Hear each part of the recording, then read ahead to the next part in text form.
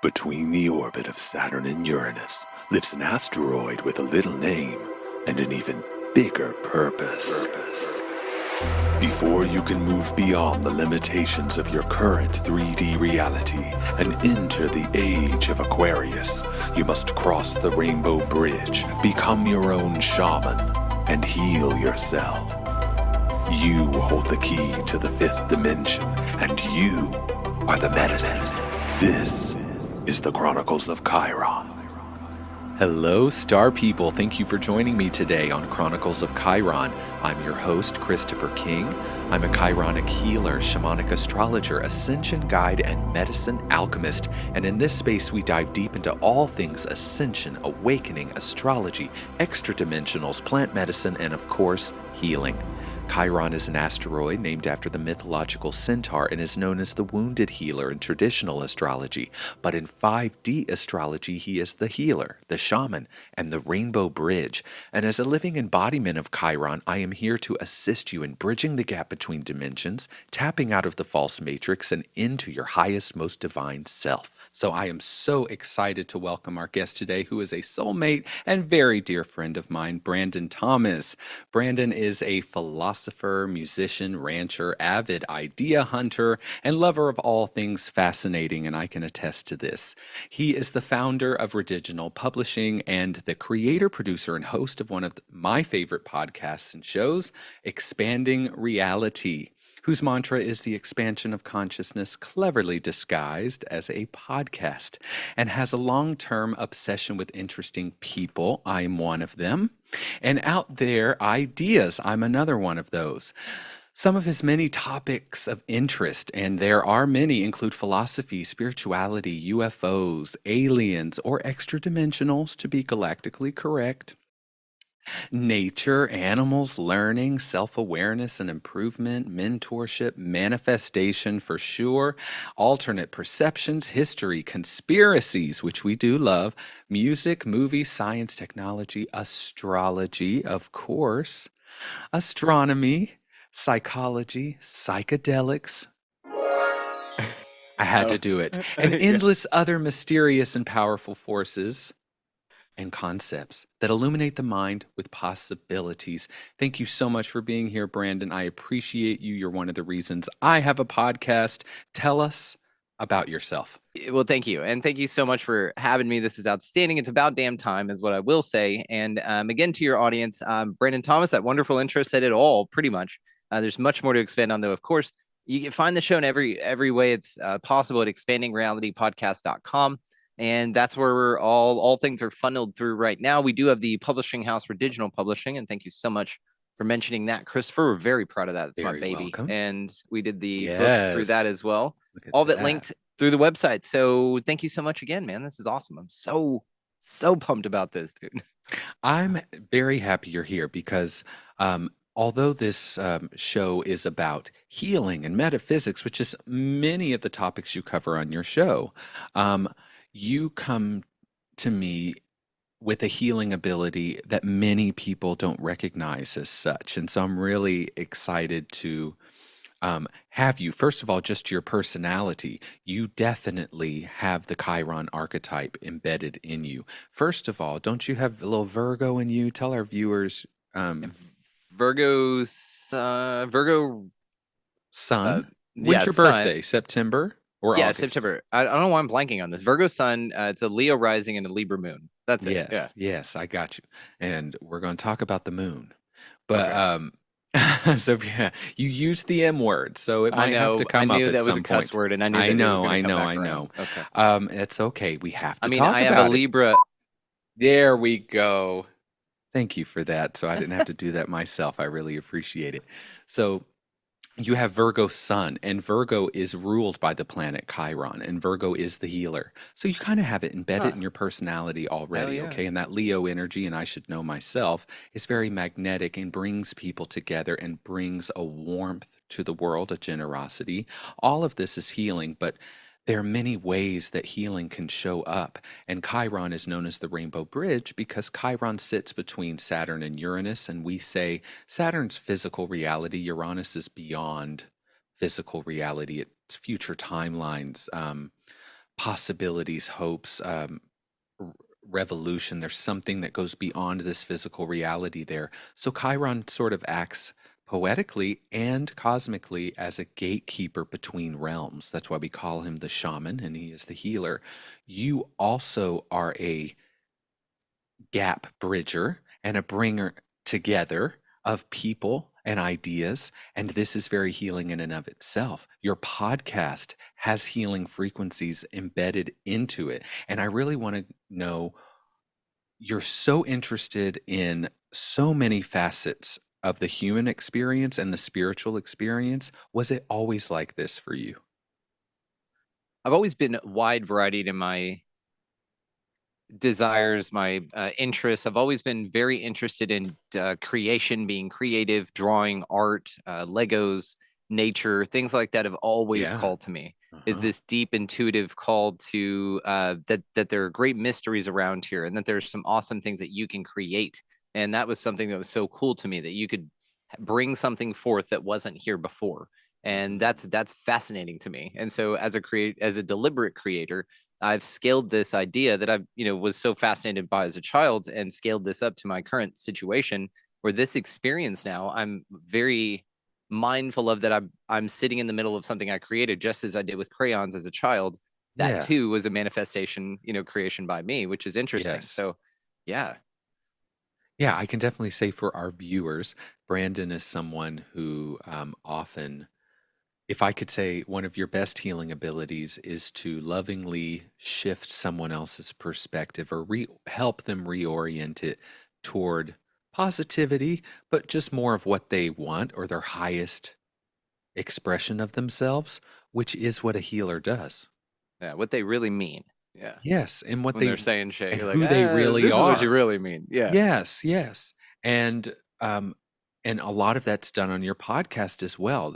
Expanding reality is a perfect name for it because that's expanding someone's reality is a healing because you've allowed them to expand into more of themselves, which is what healing does when you release that trauma, if that's what we want to consider healing. There's many ways healing can show up.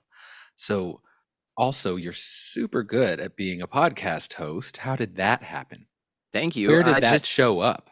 I flap the gums, man. I don't meet strangers. As a kid, I've always been the Yeah, super outgoing kid. I was raised in the South, so we have awesome manners. So I was just, raised that way.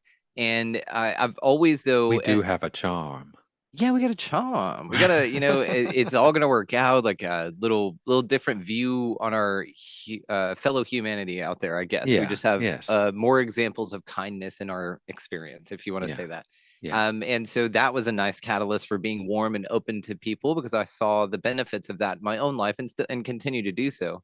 That just as an earlier marker. But then at the age of 18, right around a super pivotal time for me, then I was handed the book Conversations with God by Neil Donald Walsh, and that oh, forced me to look at everyone as me. And so every time I look into the eyes of another, I see me. I was explaining this to somebody else the other day. They were saying, it was crazy. Before I moved out of my apartment, I just heard all this banging and stuff above me, and it was really weird because my neighbors never been anything like that. But the more I got tired of this place, but the more I stayed, yes, the louder exactly. they got. And I was That, like, well, yeah, how I view that is that really it was you, a bunch of faces with you on it. It was, how many yes, neighbors were up there? She said three. I go, okay, well, there was three yous yeah, running around stomping, going, well, maybe she'll leave now. And then when you did leave, all the versions of yous were high-fiving each other, thanking them for their participation in motivating you to yes, move on to your greater and grander. yes, And so whenever I see you, I just see you, but behind you is me. If you were to, like, whenever I'm not looking at you, it's just me. And yes. so I've not been able to not see people that way. And Well, so it's easy to be empathetic. and I think having that viewpoint, because what a healer does is they broadcast a frequency that the person being healed, if you will, tunes to so that they can heal themselves. You having that perspective on someone unconditionally or in just in an innate way, having a belief there that really resonates at a core level with you, you broadcast that frequency at them, which would automatically either completely repel them, which moves them out of your way so that there's no discord happening, Yeah, no or resistance. there's that magnetism and there's also that raising of the frequency, because if you can see me as beautiful, maybe I can see me as beautiful too. That's just the 3D or information traveling from one person to the other experience. There's the other experience of you seeing me as another aspect of yourself and loving both of those things. That's a frequency that would be hard for me not to be able to tune to automatically. Yeah. So please continue. I mean, that's it. You've nailed it with this. It's the mirror idea. It's the idea that really the differences that we perceive are perhaps an opportunity to let us look into another part of ourselves, to see deeper into an expanded and anthropomorphized version of you, Yes. something that's that's gone through a similar entourage effect as you have, but really that there's some interesting things that stuck with that version of you, and it's an unhealed version of you. And this is how I view people in my comment section, all those kinds of things. If you want me to share screen, I've got an awesome thing I could show you about that. But there's this whole concept of that the world is absolutely a reflection to you. And so whenever I say, like, I don't really get shit comments in my comment section except the one that I'm grateful I got, and it's because I'm not that way. I don't believe I'm shadow banned because I don't shadow ban people. Like, there's a simplicity to this place, and my perception has offered me that. But it's been my perception that's offered me that, and that's been the biggest thing for me to really talk about is perception. Is your reticular activating system, the chemicals in your brain, how your body receives the world, and that's where you dive into what reality is. And really, even then, you wrap it up into the context is that it's self, it's all you. It's really about figuring out your relationship with you. And once that occurs, that's when you step out of the role you've been playing as the actor and you realize you were an actor playing a role. And now it's a whole different fucking game. Now it gets really fun and interesting. Well, it sounds like at 18 years old, you went through what many people went through, which would have been a mentalized spiritual awakening and emotional. It may not have been a full-blown Kundalini oneness that happened when you read that book, but there was a coming together of more oneness that happened, a layer of your awakening that happened. Yeah. And it sounds to, because having Leo rising and strong Leo placements, we do tend to orient toward self, and we do tend to like others that are like us. And so there's an ego there, but it's also because we love me, and wouldn't you We're a love me? blast. Yeah. There's an energy there that is very self focused, which is it's supposed to be. But in my journey, things like Abraham Hicks, the Law of One, Bashar, teachings like that that allowed me to transcend that ego and to understand, even though I'm still focused here and I don't feel that oneness the way they're describing all the time, I know of it now. And I actually do feel that being more in alignment with who I really am than it just being about me. Because I'm very science minded like you. So a lot of scientific, like Bashar can get very scientific, a lot of scientific information is what has been needed for me to buy into, if you will, a lot of these spiritual concepts. And now I'm at the point where there has been so much science for so much of it. When someone comes up with something super out of left field, something that I'm just like, I'm going to need a minute, like when some asshole on Instagram gets on there and goes, "The moon isn't real. Fuck the moon." I love that. How Fuck do you the moon. believe It's not a real. doofus like that? I love it. I will have that conversation all day with you. And I could make you question if the moon is even a place to go on this show right now for your entire audience with you right here. do it. I will absolutely do it. Do it. Are you? Okay. I want you to. So let's start with something first. Let's start with the concept of flat Earth. Okay, what are your thoughts on that? This place, this environment that we are in, is perhaps not 100% what they've been telling us it is. I do believe that, because I believe that we collapse waveforms with our consciousness. So I do believe that something that looks like a sphere to me could in fact be flat in the quantum field, or it could be flattened and still hold all the same physical structure, because I've seen things completely change shape just in a psychedelic journey. So I know that the universe can show up in many ways for us, and that they can be both at the same time. Okay, awesome. Then you are leaps and bounds ahead of this whole idea, which I knew you were, but we're going to do this for the audience because it'll be fun. So there are some fascinating concepts, again, whenever you look at things like, okay, whenever you look at stuff like the flat earth concept, people are like, oh, that's fucking dumb and whatever. Now, what I think about this is it really is a great question to ask, just simply because people think, oh, well, it's a ridiculous question. Why would you even ask it? Then it's the most obvious question to ask. It's the one that you Yes. should be asking. What is the Yes. structure of this place? Now, Yeah. from that question alone, you may have been led there by seeing NASA videos. Have you seen all the green screening NASA shit? Yes. Okay, so then one may ask themselves, like, why would NASA be doing that? Why is the end all be all, the one that says that this is what's going on above our heads with technology that they can have, be saying that this is what's really happening, but be obviously faking it? Obviously faking it. The Yes. Chinese, we don't have, that's a whole show in itself. Yeah. One of them, just look up the glass of water left on the Chinese space station's counter. There's a full ass glass of water right there, just sitting there in zero gravity. Anyway, and then not to mention all the people that fall, they drop things on this bogus, fake green screens that also there's a you can really see. incredible documentary on Gaia that you can watch right now if you pay $9.99 a month. You can go on Gaia and watch a documentary about Stanley Kubrick, and the guy proves in the documentary, without a shadow of a doubt, how Stanley Kubrick filmed the Apollo missions and that he used front screen projection technology. And you can actually see the front screen projection screen when we use the gain, or when we change the contrast. We have like our Adobe Photoshops can really get in there and look at it, and you can plainly see it. But also how the movie The Shining was entirely, the book The Shining was used to make a movie so that Stanley Kubrick could subliminally say that he did that.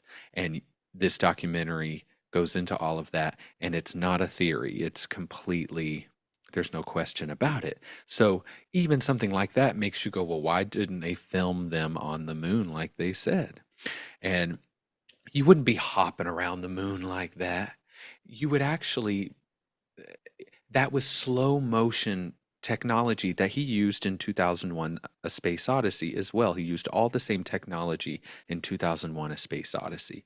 So just something like that makes you question why. And then when you have physicists, we're going to go on the moon real quick, and you have physicists and who are still questioning and scratching their head, why is there Neptunium and uranium and palladium and all of these metals on the surface of the moon, and why does it ring like a bell? Because it's hollow. I mean, it's all proven. It's just no one's putting it together and saying anything. It's like many other things that happen on this planet and in our society. Some things just somehow don't get talked about, and they don't seem to get hushed either. It's just, there just seems to almost be a program in the matrix that makes people not interested in it.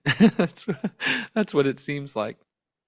Well, yes, it does seem like that. And then that's why it's one of the biggest questions in my mind. If it's such a certain thing that you shouldn't even be asked, and that it's just so silly to even like, why would you, what? We have more important things. Like, look who the Packers are playing this weekend. There's so many important things to think about.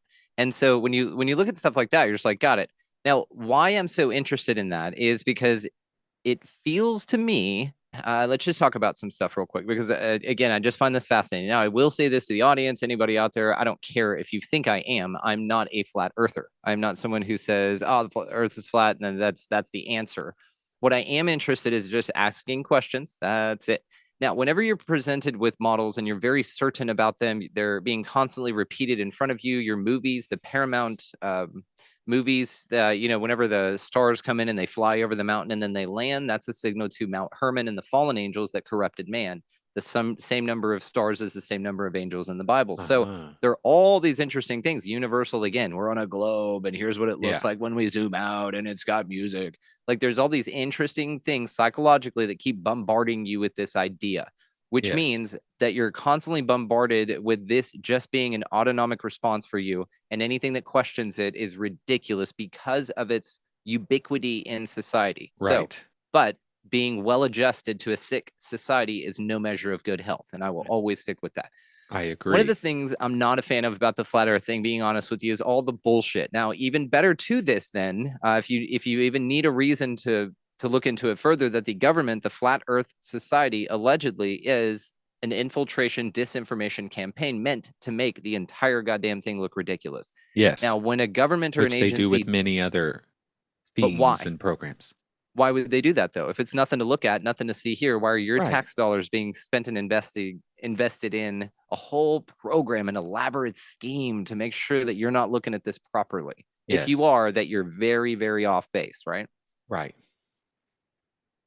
It then And seems we are a post-traumatic stress species, and we've been programmed to gaslight ourselves. ooh, Everything. we'll take it. So there's a lot of, we're already set and wound up and ready to go. All they have to do is introduce an idea of, um, this is preposterous, or Yeah. you would be a fool to think something like this. We're going to automatically choose what feels most scientific and accepted, because we're so ready to not trust ourselves. Yeah, it's absolutely true. And whenever you look at this thing, or whenever you look at this, it's a donut, bro, which is actually more accurate than anything, being a toroidal field of experience, but it's not a Yes. massive planet. It's very localized to your experience. But this is what's fun too, is these kind of things. This, oh, here's a flat Earth thing, huh? Mercury, Right. Venus, Mars, and then look at Earth. We're just doomed. So Right. this type of thing, which is an awesome, I guess, way to test the market with the idea, and then just to say, okay, well, where are we, right? So this is funny. Members around the globe, Flat Earth Society. What a fucking oxymoron.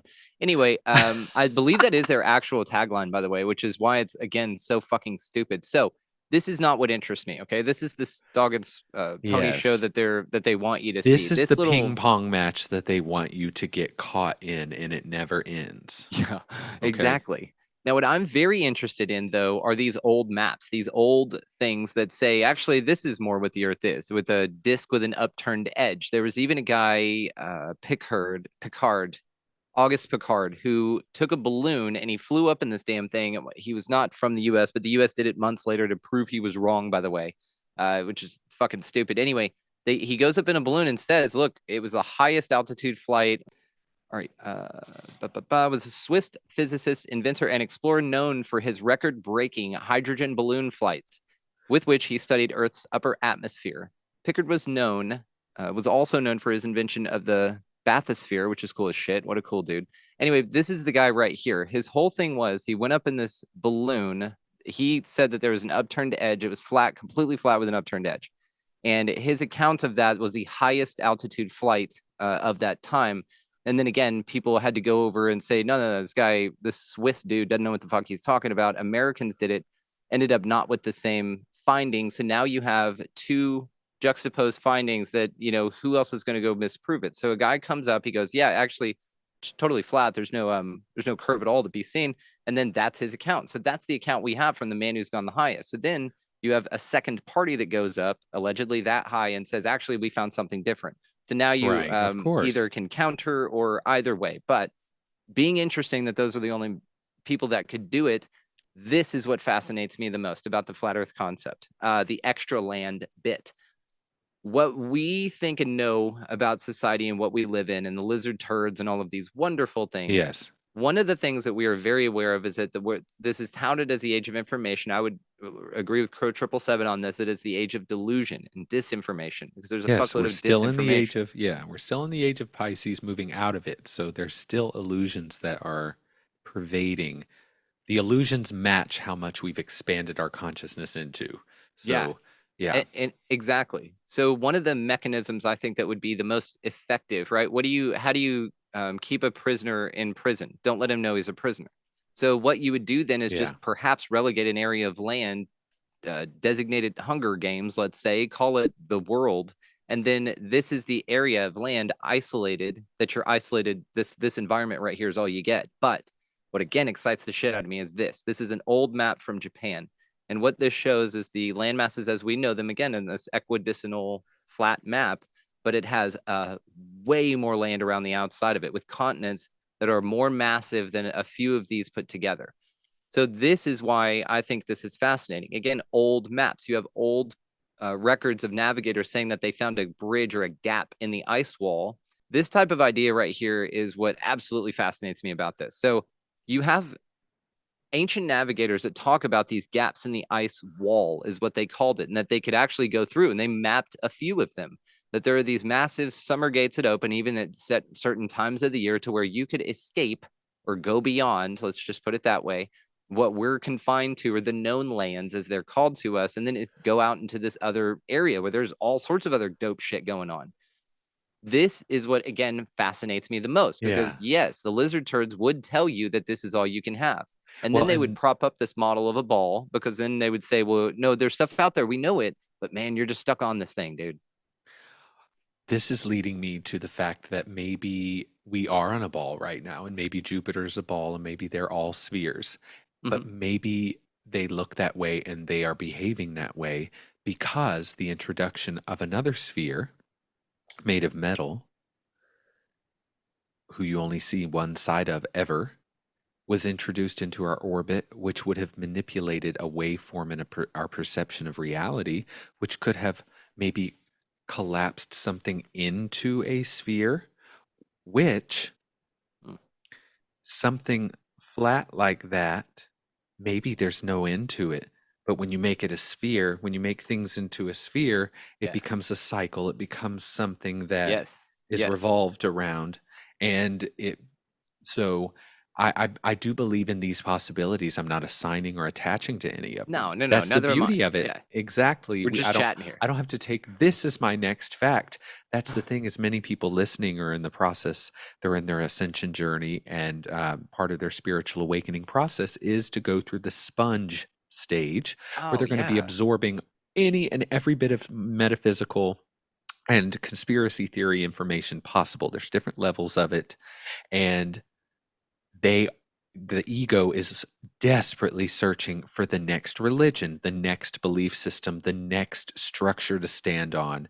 And definitely, I feel like we've gotten to, in our point, the sweet spot where we get to not only hold all of them within us without a trigger or an attachment to them, but we also could, like Vedic astrology, tropical astrology, we could say they actually all work and could be overlaid on top of each other. Maybe both of them are correct.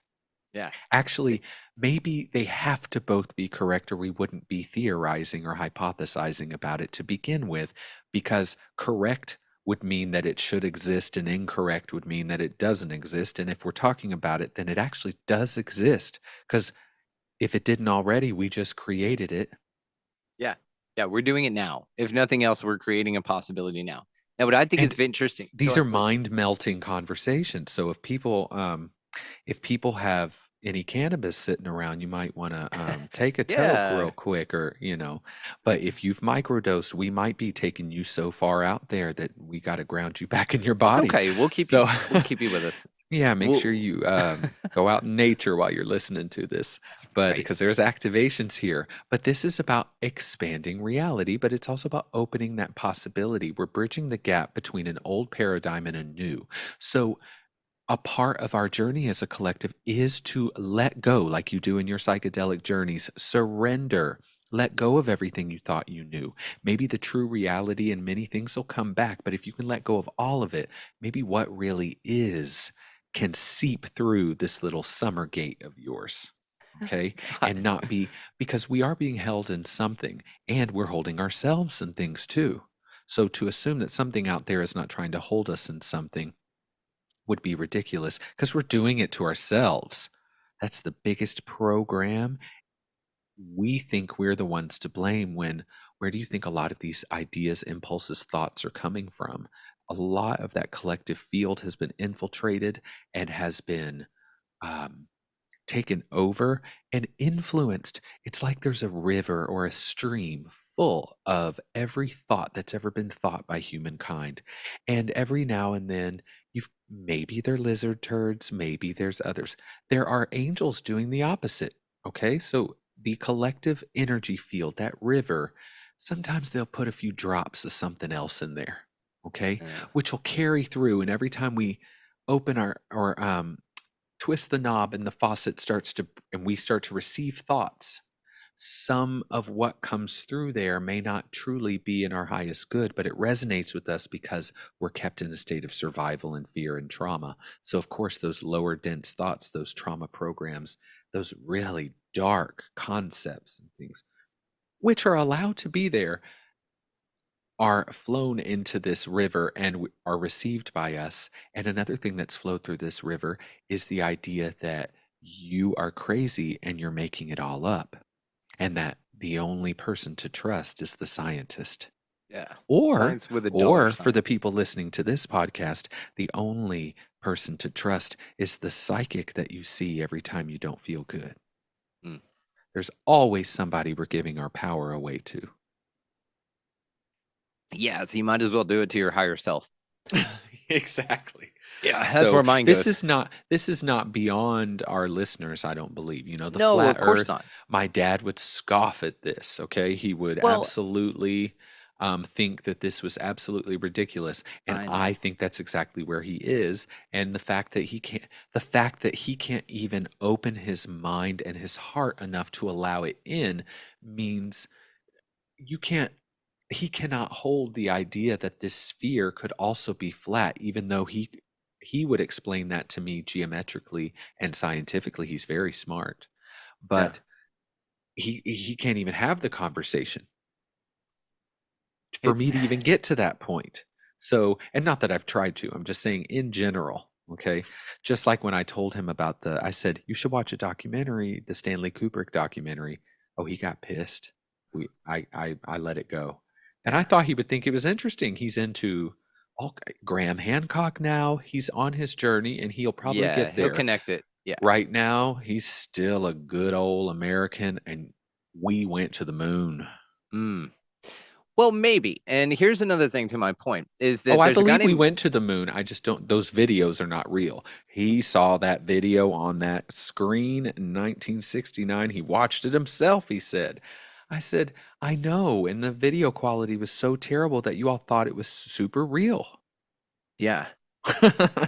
Well, and then also it presupposes, here's one of my biggest things about NASA in general and all of the talk and all of the things, because again, it was faked. Whatever they showed us was unauthentic. Okay, so now we can absolutely go into motives of why. One of the speculations, which I'm a big fan of all of them, but one of them would be that Neil Armstrong, whenever they were settling on the moon, said they're here, they're huge, and they're watching us, meaning that there was a fleet of craft around a crater that they were close to or landed in, and that is why they're not showing us anything, because there were aliens and shit flying around over there. Well, maybe another one would be there's a possibility of that. Sure, all of them are possibilities. The other one is that they went, but they couldn't show you much of it because they went with technology that wasn't ours, right? And so they were able to go, they were able to do it, but there's no way we could with the technology at the time, which is why there's no telemetry data, which is why there's no information on it. So that's another option. It could be both of them. Absolutely. Both of could them be could another be thing correct. to perception manage the entire world, which I lean more towards, but not in this mechanism. But there are many ways this could have gone about it. But another one would have been for the Russians and Americans to get together to do this, to cripple the Russian economy, to hurt morale in that way, to bolster up the United States. So remember, this is all after World War II. We had Project Paperclip, where a lot of the scientists went to Russia. A lot of the scientists went here. That's when then we get our brilliant space program, which, by the way, was from Werner von Braun, father of rocketry, right? This was the Nazi scientist that we brought over after World War II in Project Paperclip. On this man's headstone here, what does that say right there? That looks like a Bible verse. Psalms 19:1. So they have sky above here. Here's the real translation. The heavens declare the glory of God, and its firmament shows that it's his handiwork. Okay.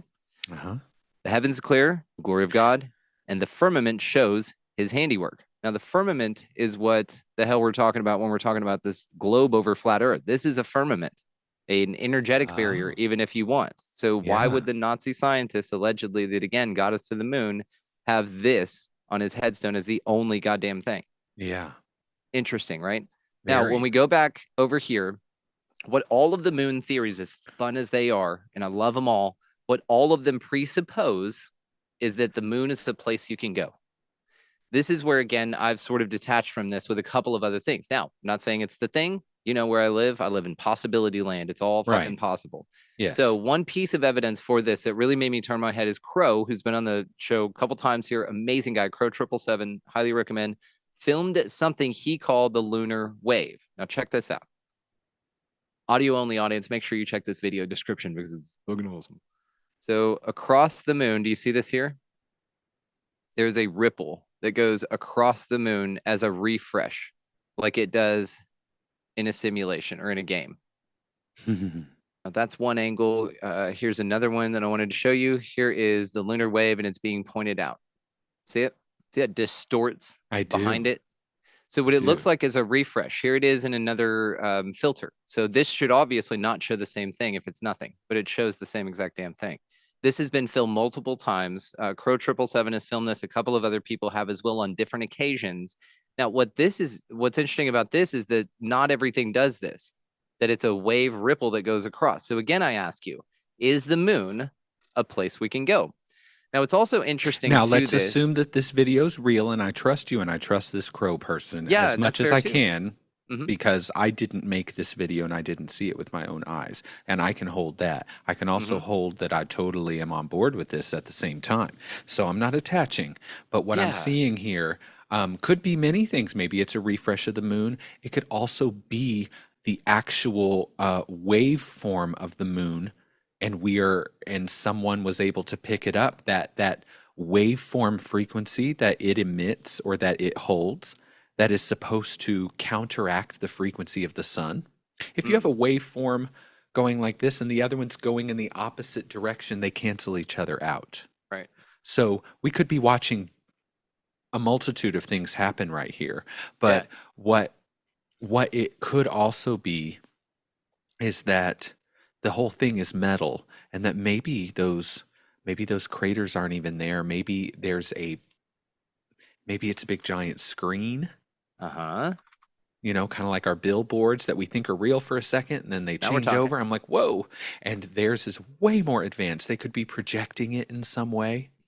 And I had not seen that video before, and that's pretty incredible. And if in fact that was what was happening out there, that the camera picked up, because that could easily, we could create that digitally. And let's hold both of those sides very strongly. But I absolutely believe something's going on there. And I do believe when NASA did land I don't know about the ships surrounding a crater, but there was a landing, and they described it as ringing like a bell. For 30 minutes, as if it had a hydraulic system in it. And it was hollow. Yeah. It was hollow, and they have absolutely 112% found, 113% found metals out. These metals on the surface of the moon, not just the surface, but as if it is made of those metals. Yeah, and the craters only go so deep. Even though they're of massive different impact size, they only have a certain depth and stop, as if there's a shell underneath there. Yes, all of it. There is. The 3 additional Apollo missions that allegedly went to the moon secretly and then found that lady laying there, and then Anunnaki ship. Have you seen all that? No, the secret missions of NASA. So there's secret missions of NASA. Cool. So I don't feel that any one theory is relegated to the one you land on. I feel that there are deep levels to all of this, to where they'll plant one thing and see how many people stop there, and then plant a few more behind for those of us that really keep pulling on the thread, and we'll find a few more until we're satisfied with that, and then just sort of settle on it. I'm never satisfied with that. So I just keep pulling, and there's amazing threads that keep coming, and I'll give you another one, all based on the moon. Yeah. So back to what we were talking about with the moon being fucking weird. Perhaps the moon is a place you can go, maybe. But one interesting thing that some researchers have noticed as well. Hold on. When you say a place that you can go, your other hypothesis or theory in the previous video where we saw the refreshing happen, you were under the assumption that it was just a projection in the sky, that there was no physical object there. Not a subject, but I lend that to possibility. Absolutely, it could be, but I don't feel that it's. I've heard that before. I just like a place you can go. Right. Yeah, so this is what I'm saying. It's more of a projection in the sky, a luminous object, right? Uh-huh. Not necessarily a physical rock that you can take a spacecraft to and go land on. I'm not convinced that that's a thing.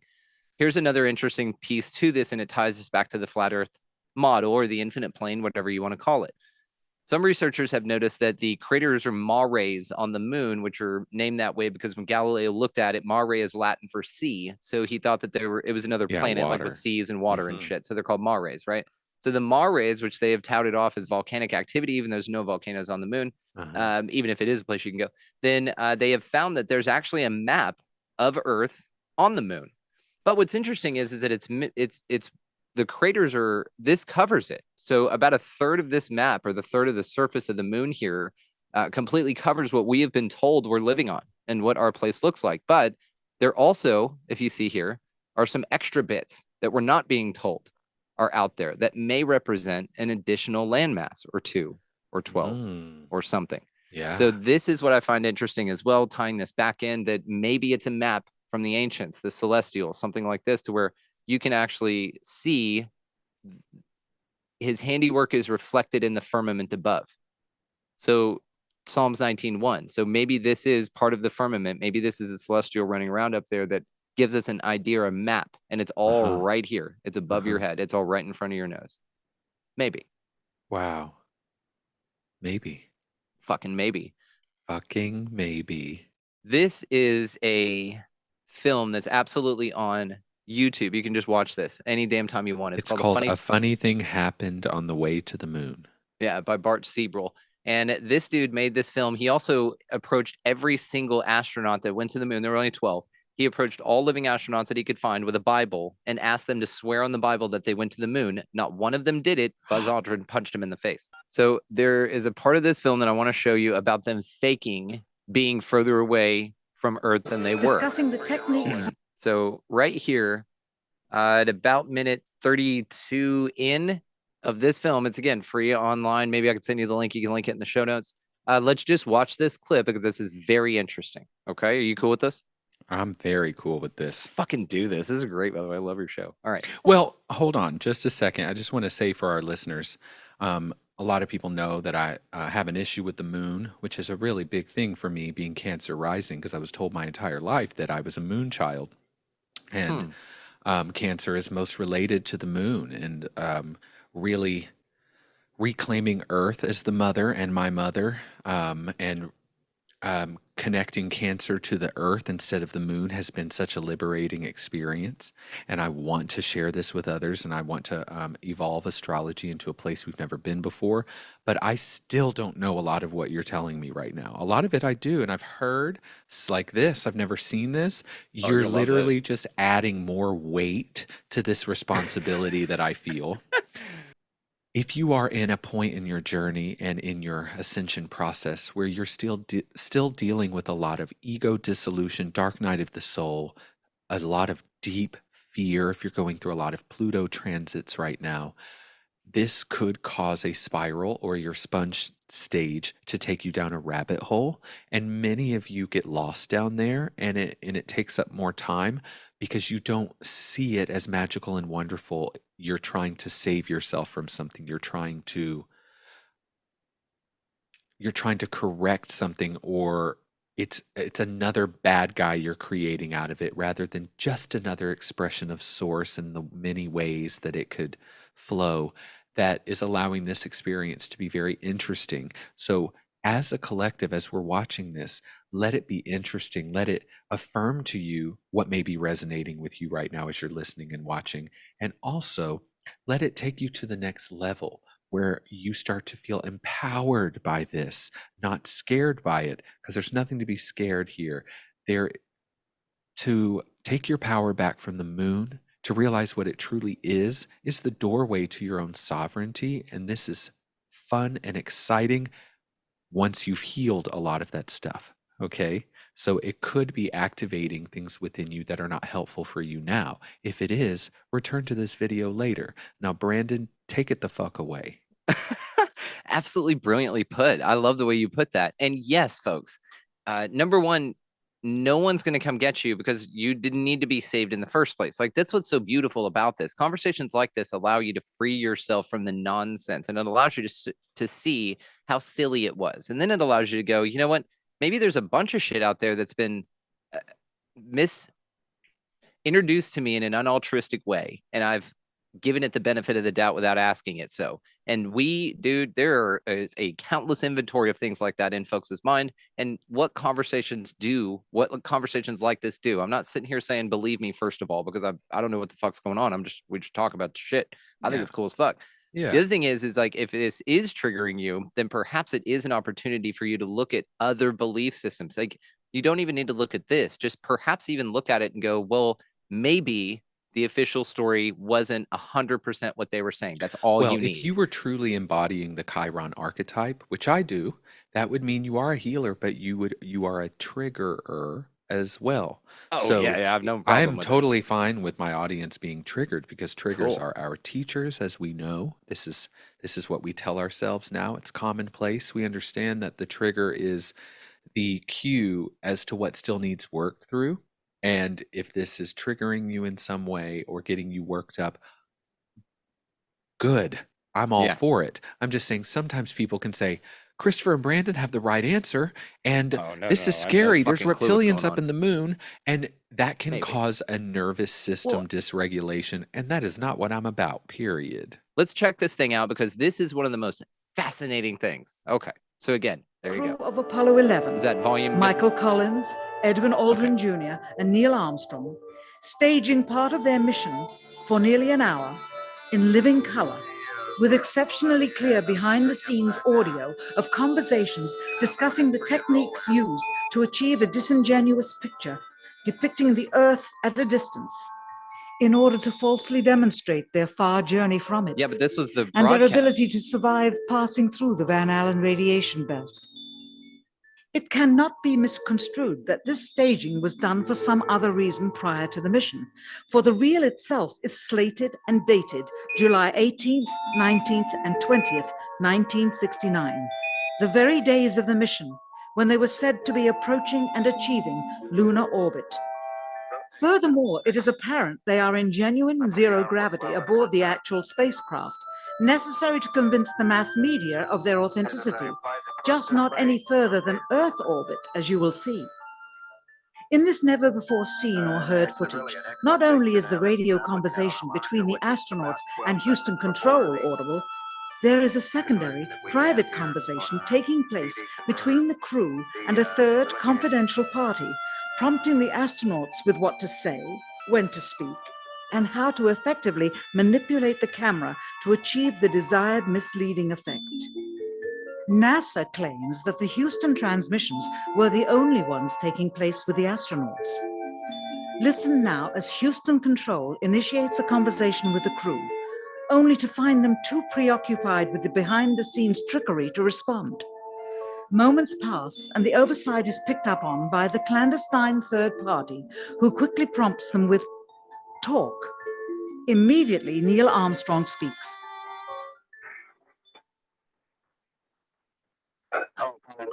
Houston, Goldstone says that the TV looks great. Over.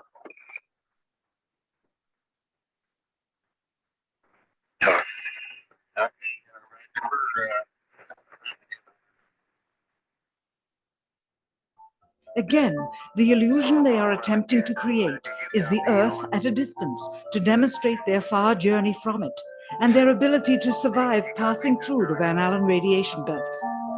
Understand, too, that only about 20 seconds of this raw footage was ever broadcast to the public, and these conversations discussing their deception were believed to be private until now. Here they discuss that these television transmissions were in fact not broadcast live as everyone believed. They were first screened and edited for playback later. We just wanted a narrative such that we can, when we get the playback, we can sort of correlate what we're saying. Thank you very much. Here they discuss the fact that they have turned out the lights and have blocked out sunlight from entering the spacecraft through the other windows, as to not cause any reflected light to fall onto the spacecraft's wall in the foreground. Okay, very good. Well, we cut out the sun coming in from the other fix that. So it's looking through the number one window under it, any reflected light. The reason this was done is so that the truth of the matter would not be revealed. It is this. Though the federal government would have you believe that this is a view of Earth from a distance out of the spacecraft's window as it nears the moon, it is not. What they have ingeniously done is placed the camera at the back of the spacecraft and centered the lens on a circular window in the foreground, outside of which it is completely filled with the Earth in low orbit. The circumference of the window then appears to be the diameter of the Earth at a distance, with the darkened walls of the spacecraft appearing to be the blackness of space around it. Which it That wouldn't is be why that they black wanted even the with that interior camera. dark and Yeah, where are blocked the out stars? sun from Where are entering the through other stars? Like, windows. Here you can see the extruded window, probably 2 inches thick at the bottom. yeah, exactly. This is because the Earth's shine is coming in at a downward angle.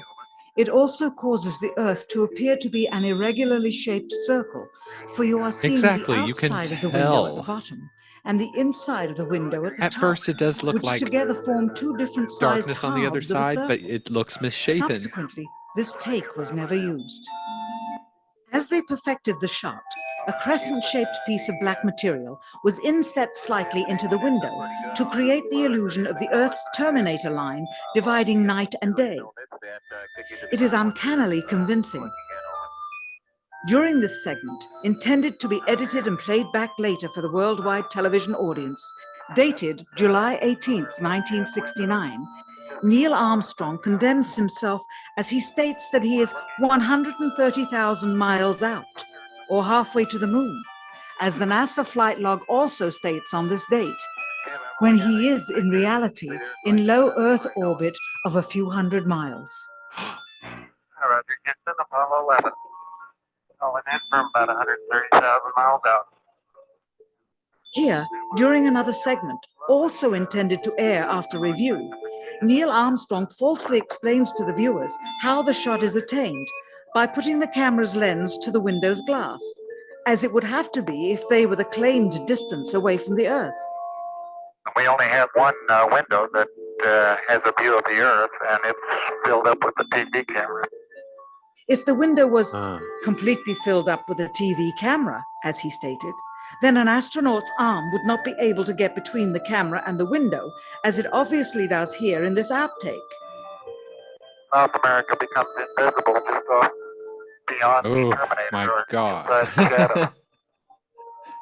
You can also notice how the astronaut operating the camera reacted to the mistake by attempting to pan away from it. Yeah. It's kind of gross because I saw these things as children. Yeah, As a this child. is out there. This is real. This is what's outside Earth. This is a segment that they believed wasn't even being recorded, much less suitable for broadcast, for the lens was being zoomed out and the scene was being changed to that of an interior of the astronauts at work. Look at this. And apparently the stop button popped back up on the recorder without notice. Here is the diffused work light that they used to see camera controls, but not throw light onto the spacecraft's wall. Here they remove part of the crescent insert.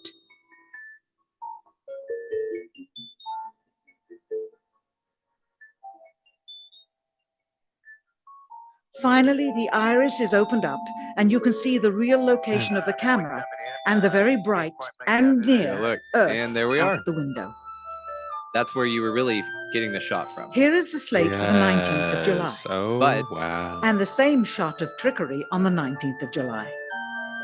And then the 20th, and the same misleading shot on the 20th. Later that evening, they were said to be walking on the moon.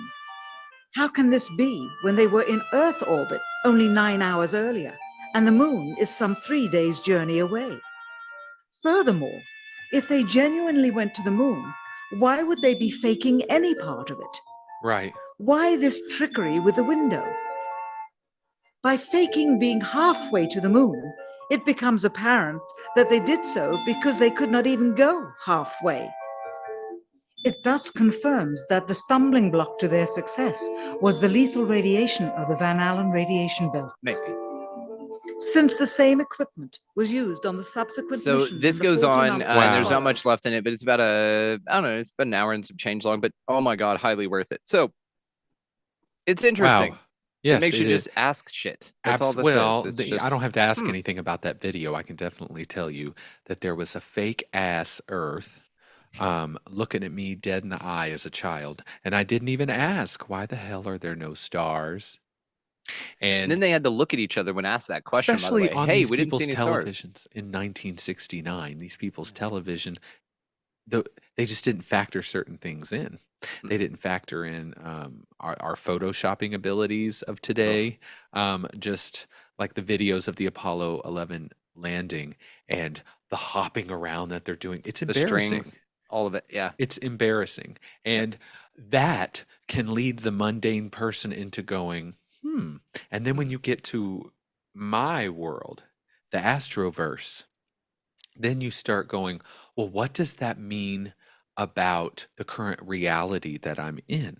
Because then when you're tapped into numerology and astrology and geometry and cycles, you start to get the impression that something like that could completely distort our reality. And so, as we expand our reality, and as you take us on that journey, because if you all have not already listened to Expanding Reality podcast, you should head over there now.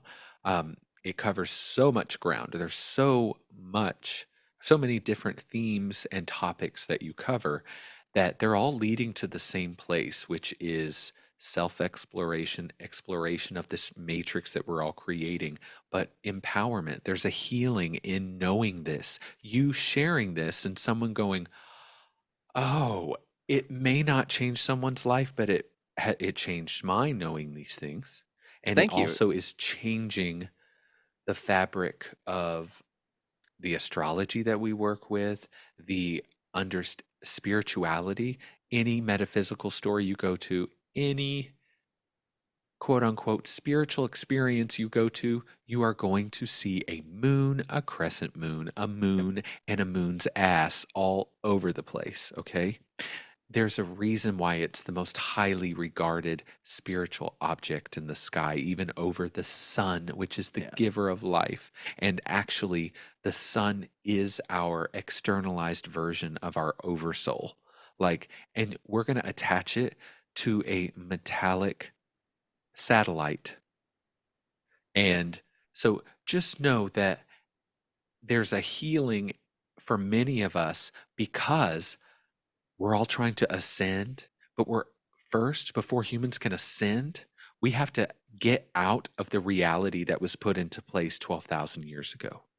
We have to get out of that first before we just go on our ascension journey. Our ascension journey right now is a true awakening because it's the dismantling and the tearing down of that reality matrix warped veil over everything that has been holding this in place. We have to first get out of that. And the moon is the gateway to that, even in the astrology chart. I tell people, Brandon, your moon is in Libra, right? We have to start there. You have to go to the source of the infection and work your way out. So we're not saying that it shouldn't be there because maybe like I've heard before, maybe some galactic race can come in and switch the program and make it actually amplify our energy. Why don't we choose that together right now? That's how it's happening. But regardless, there's a evolution that we're taking, and it's only going to get weirder. This is only the beginning.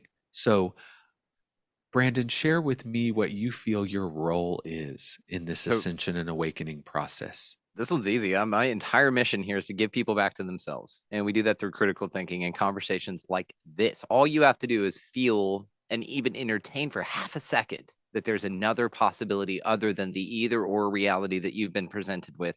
And that's where your freedom lies. Yeah, beautiful.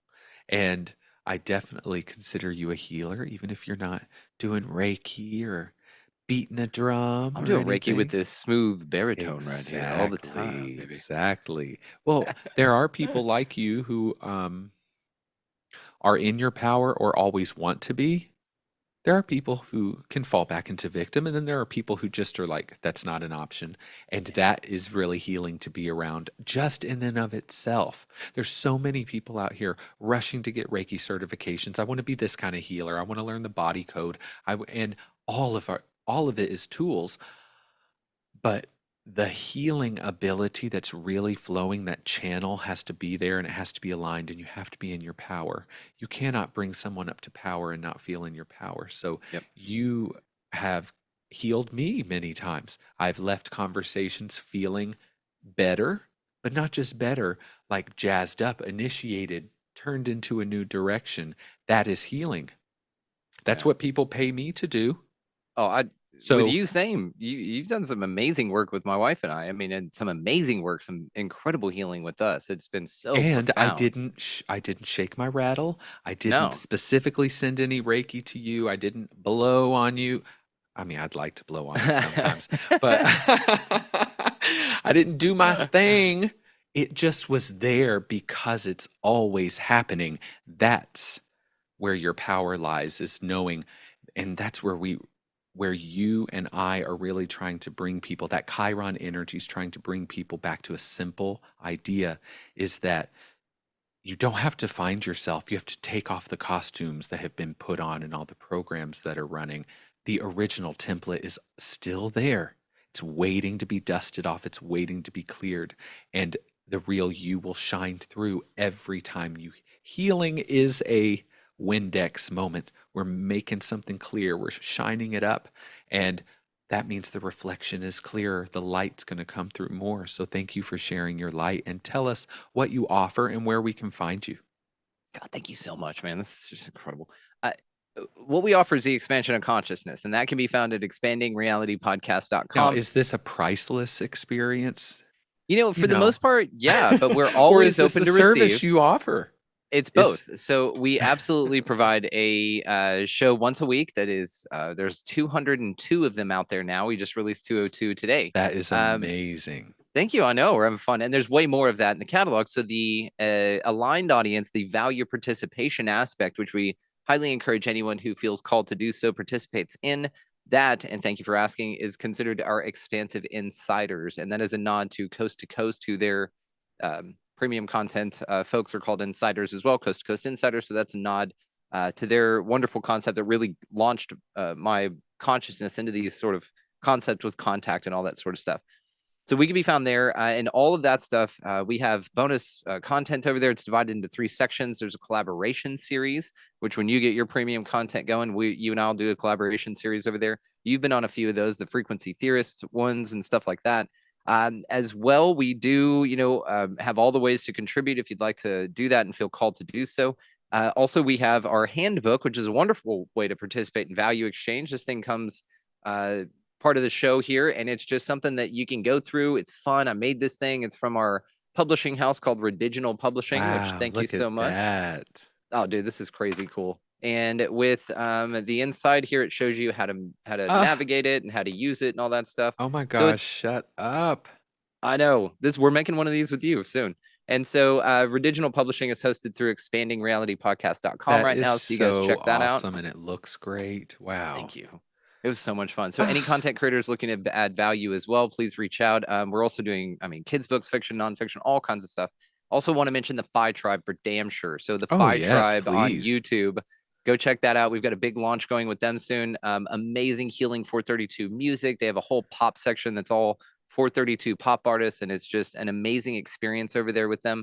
They do have sleep mixes as well. They can inspire you rather to do some lucid dreaming stuff. So all of that, we're a part of all of it, and we love it. Oh yeah, I would definitely consider Phi Tribe to be sound medicine. Yeah. So they have videos and soundscapes. I don't want to call them songs. Yeah, soundscapes. Like 8-hour soundscapes. You hop into these for things. migraines, chronic pain, PTSD, journey work, everything. lucid dreaming, astral projection type of experiences.